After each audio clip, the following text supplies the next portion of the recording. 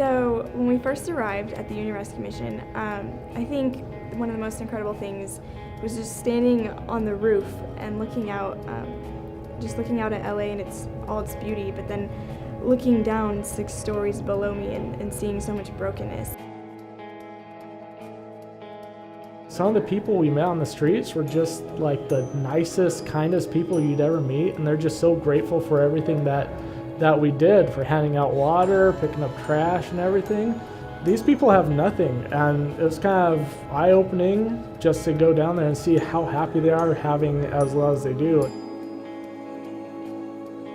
One of the awesomest things there was when we went to the urban church that kind of traveled around LA.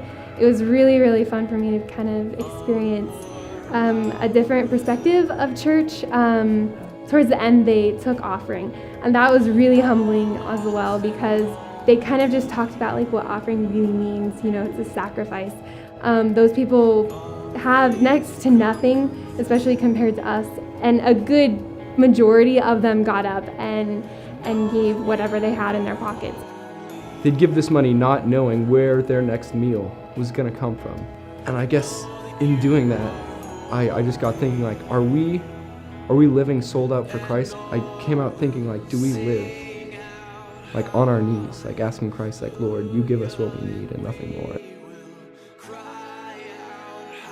What amazed me most was as we were walking around on the streets and picking up trash, just their eagerness to thank us and to start conversation. And I can't even explain the look on their faces when we handed them something as simple as a bottle of water. And it really captivated my heart to just be there in this moment and to just step away from my world, which sometimes I take for granted.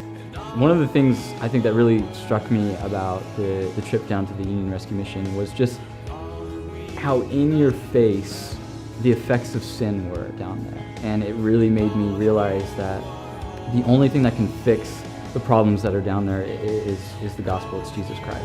You go in there on like outreach week at Masters thinking you're just going to be like evangelizing the whole time, and no, like there were so many people that were just feeding us spiritually, working in the kitchen and feeding us like what we were craving, just great strong believers that were just pouring into us.